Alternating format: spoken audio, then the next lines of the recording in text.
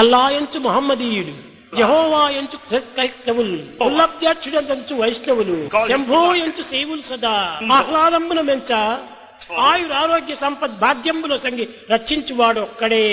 కనుకని ఈ అల్లా అనేటువంటిది కానీ, జీసస్ అనేటువంటిది కానీ, రామ అనేటువంటిది కానీ, కృష్ణ అనేటువంటిది కానీ మన ప్రీతి కొద్దీ మనం పెట్టుకుంటున్నామే కానీ దైవం ఒక్కడే. అరబిక్ రాజులు ముగ్గురు చేరి జీసస్ పుట్టినప్పుడు అతన్ని దర్శించడానికి వచ్చారు. ఒకరు చెప్పారు, the one you think you are, ఇతను కేవలము ఒక దివ్యత్వమైన మానవుడిగా కనిపిస్తున్నాడు అన్నాడు. రెండవ వాడు one the others think you are అన్నాడు. అనగా ఇది సొసైటీతో కూడినటువంటి ఒక తత్వము, ఇది వ్యక్తిత్వమే కాదు సమష్టి స్వరూపము అన్నాడు. మూడవ రాజా the one you really are అని ప్రబోధించాడు. ఇతనే దివ్యత్వంతో కూడినటువంటి వాడు అన్నాడు.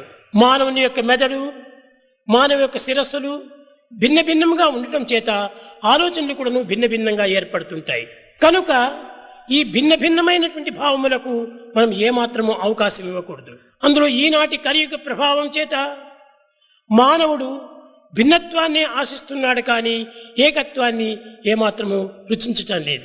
ఏకత్వాన్ని భిన్నత్వంగా విభజిస్తున్నాడు కానీ ప్రాచీనులు భిన్నత్వాన్ని ఏకంగా విశ్వసించారు.